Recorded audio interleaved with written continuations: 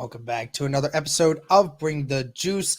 Guys, just wanted to have a fun little video here, kind of talking about some numbers, talking about some potential predictions or projections for different players and a few other things going on with the Indianapolis Colts, and just kind of have some fun. I want to have you guys in the comments section tell me especially like what you guys think of these kinds of numbers and what you would think they are able to accomplish.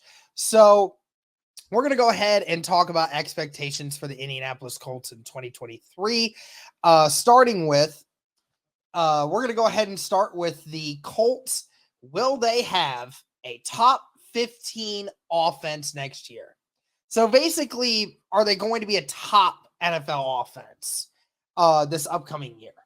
Well, I would definitely say that adding Anthony Richardson to this mix definitely makes this point very interesting, because obviously from last year, the Indianapolis Colts were one of the worst offenses in all of football, if not the worst offense in all of the NFL last year, due to the fact that obviously they were scoring very few points throughout the year.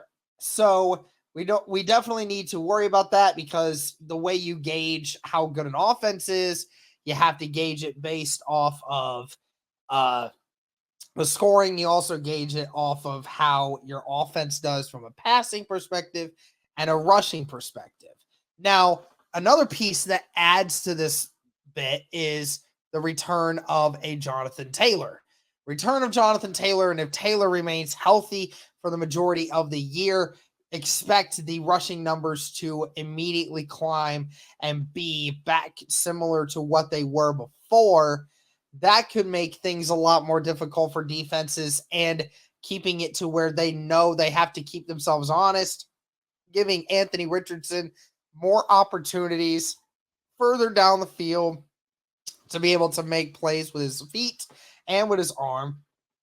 And I look at it from this perspective that Anthony Richardson and Steichen definitely it is a dynamic duo that for the years to come, I think is going to be there. But I personally don't believe that the Indianapolis Colts are going to have a top 15 offense next year. There's still way too many unpredictable things in this. For one, we don't know if Anthony Richardson is going to be the starter week one. And if he is, how good is he actually going to be? We don't know about Steichen's offensive, game playing yet. We don't know all about Jonathan Taylor and his health, how he's going to be. We don't know how good the offensive line is going to be under their new regime. And we don't know how much better the wide receivers have gotten versus 2022.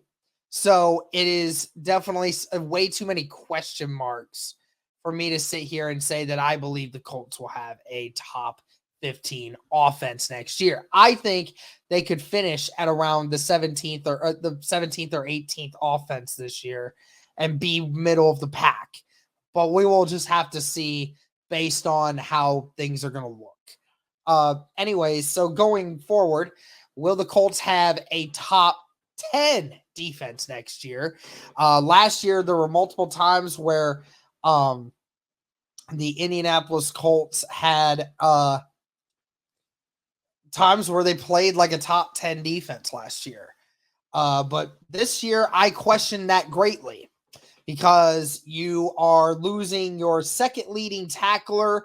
You're actually losing 3 of your top 7 tacklers this year. You're losing Bobby Okereke, you're losing Rodney McLeod, and you're losing Stephon Gilmore. So that's a very difficult thing for the Indianapolis Colts, who had to get better in all aspects. And then, of course, Isaiah Rodgers as well, not being in the mix, most likely, for this season after what we hear with the investigation. So you've already lost 2. You most likely are going to lose both corners for this year. You know Stephon Gilmore's gone, and you know that Isaiah Rodgers is gone. And, of course, you're now going to have to rely on your rookies to be the guys in all of this. Yes, you get Shaq Leonard back. Yes, it's a great thing for you, but that is not going to ultimately make this team a top 10 defense just by adding him back, because we aren't 100% sure how he's going to look coming back right away. This team has a great defensive line built right now and has a good linebacker core, but the rookies and young guys in the secondary are very inexperienced, and there's going to be a lot of pressure being put on them this year. And I think there's too many good quarterbacks to say that we're going to finish with a top 10 defense right now. So, again, I could see middle of the pack, but it's just too much right now based off of losing Rodgers and a few other guys. Okay, let's move on to the next one. And Richardson finishing with 30 touchdowns next year. Now, again, this ultimately comes down to how does uh how does uh how does he do throughout the season, right? That's going to be the big thing. Uh I'm basically thinking of, is it likely that Anthony Richardson could throw 25 touchdowns and score about 5 rushing touchdowns? That all is intertwined, okay? Because Jalen Hurts, if you'll recall, in Steichen's offense, actually had 10 rushing touchdowns to go along with his touchdowns that he had through his passing game.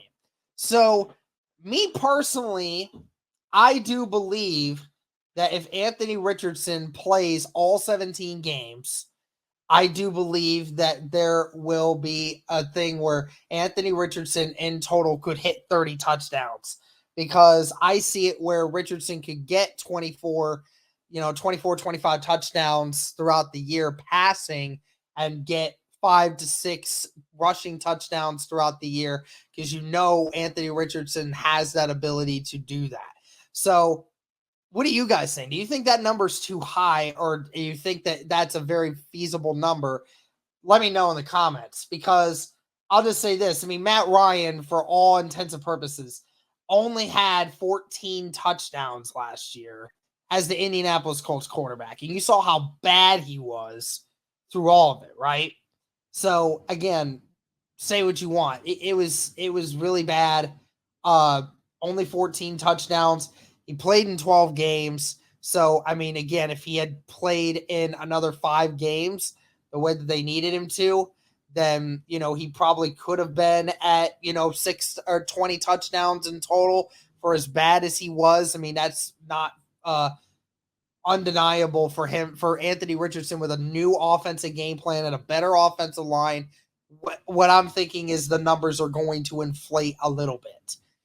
Clearly not where we want it to be in the future, but it is going to inflate a little bit. So I think Richardson finishes with 30 touchdowns in total next year. Now we're going to go to a couple other things real quick. We'll actually go with the Richardson thing one more time. And we'll talk about him throwing for 3,000 yards.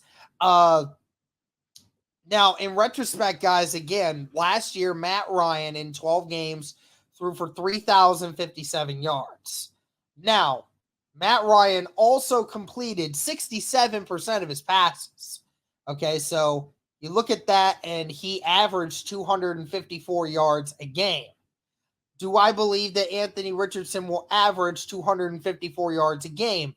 No, I do not believe that he will average 254 yards a game, but I do expect that he could average around 200 plus, around 210, maybe 220 throughout the season. And it might get better as the season goes along. But if you do the math and you still have at 220 times 17, you're still going to finish with 3,400 yards. Now, I don't think that that's going to totally end up being the whole case. I think you could probably say he would finish more around 200 yards per game, maybe around that area, because you're going to see him run the football a lot. This team's going to run the football a lot more with Jonathan Taylor. So it will be very interesting to see what Anthony Richardson can do. The one thing I will say, because I know some people are going to say, Derek, that is way too low for Anthony Richardson.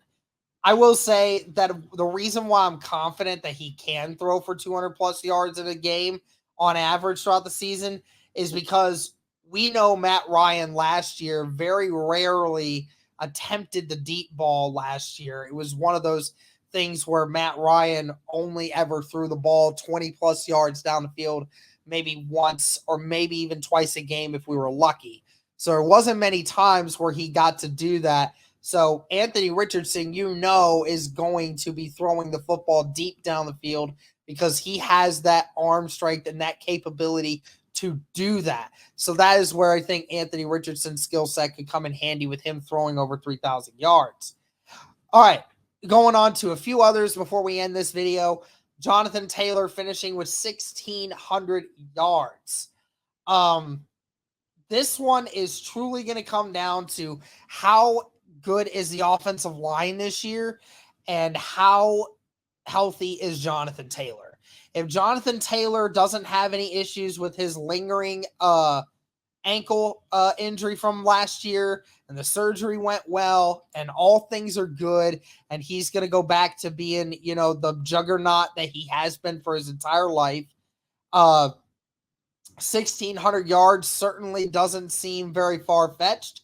Remember in the season in 2021 when he almost won, when he was second in the MVP voting for a while, finished with close to 1,900 yards on the season. I could see a situation where they did get him back to the original form. Do I think that he gets 1,600 yards again? I don't know. That's rough. I mean, do we think that he can average 100 yards per game doing that? I mean, he's going to have to average 95. He's going to have to average 95 yards a game to do that. Now, if he plays like 2021 with that offensive line, then 100% he could do that. But I don't know how I'm going to trust the offensive line right now with his performance. So I think Jonathan Taylor takes a slight step back in total production. I think in rushing yards, I could see him getting around in between 1,400 and 1,500 yards. Could see that being the case, but I'm not entirely sure I'm trusting in him to get over 1,600 yards in a season. And the last point that I'll make is the defense and the defense creating 28 turnovers next year. Just in retrospect, guys, again, last year the Colts finished with 10 interceptions, Rodney Thomas leading the way with 4, and there were 15 forced or 11 fumble recoveries, 15 forced fumbles by the Indianapolis Colts last year. So in grand total, 25 turnovers, 21 of them were ended up recovered by the defense. So 28. Now, again, the Colts have had times in the last few years where they have gotten over 30 turnovers in a game, but that was with the guy that the Colts are getting back now, and that is Shaq Leonard. How Shaq Leonard feels and how Shaq Leonard's production is going to be now that he's going to be back, I'm not 100% certain of that. But I will say this, if there is a chance that the Indianapolis Colts get over 28 turnovers, minus the production you're getting with Stephon Gilmore and Isaiah Rodgers this year, Shaq Leonard is the guy that can create those turnovers for you. Shaq Leonard had so many of those years. Remember, the first 4 years of his career ended up getting 28 turnovers in the span of 4 years. So, I mean, this is a guy that is a turnover machine for this defense. And if there's anybody that can do that and get this team creating turnovers like that, it's Shaq Leonard. And it would not be surprising if they did go over 28 this year. But that's going to do it for this one, guys. Let me know in the comments what you think of this stuff. Do you think I'm over? Do you think I'm under? What do you think is going to happen? But that's going to do it for this one, guys. Thank you so much for tuning in. And as always, go Colts.